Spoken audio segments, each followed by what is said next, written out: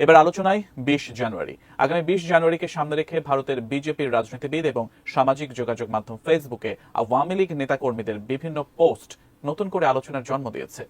কিন্তু কি হতে চলেছে ২০ তারিখে?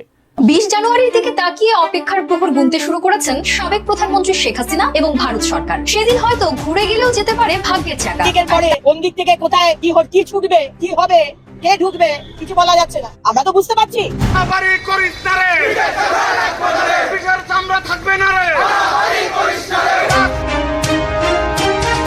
আগামী ২০ জানুয়ারিকে কেন্দ্র করে কঠোর আন্দোলনের হুঁশিয়ারি দিয়েছে বাংলাদেশ আওয়ামী লীগ এবং তার বিভিন্ন অঙ্গ সংগঠনগুলো। ধারণা করা হচ্ছে আগামী ২০ জানুয়ারি শেখ হাসিনা দেশে ফিরতে পারে, এমনটাই ধারণা করছে রাজনৈতিক বিশ্লেষকরা। এছাড়াও আগামী ২০ তারিখের পর ডক্টর ইউনূস সহ উপদেষ্টা এবং সমন্বয়করা পালানোর পথ পাবে না বলে হুঁশিয়ারি দিয়েছেন ভারতের এক বিজেপি নেতা। চলুন বিস্তারিত জানা যাক। মোহাম্মদ ইউনূসের সরকার কিভাবে বাংলাদেশের গরিব অর্ধশিক্ষিত সেই মানুষদের কিভাবে ভারতের এগেইনস্টে তাতাবার চেষ্টা করছে, উস্কাবার চেষ্টা করছে, এটা আমরা বুঝতে পারছি।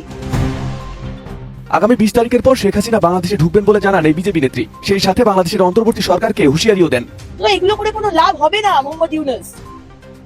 ২০ তারিখের জন্য অপেক্ষা করছি আমরা। ২০ তারিখ পর অনেক কিছুই দেখতে পাবেন। তারপর মোহাম্মদ ইউনূস আপনি কোথায় থাকবেন সেটা একবার দেখে, কোন দিক থেকে কোথায় কি ছুটবে, কি হবে, কে ঢুকবে, কিছু বলা যাচ্ছে না। এছাড়াও গণ অধিকার পরিষদের নুরুল হক নূর বলেন, আওয়ামী লীগ অনেক শক্তিশালী দল, আওয়ামী লীগ আবারও কঠিন রূপে ফিরবে।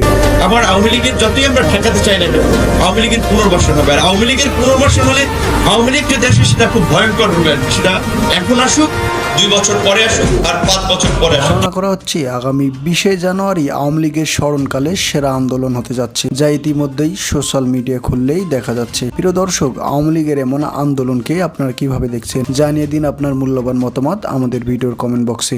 ধন্যবাদ।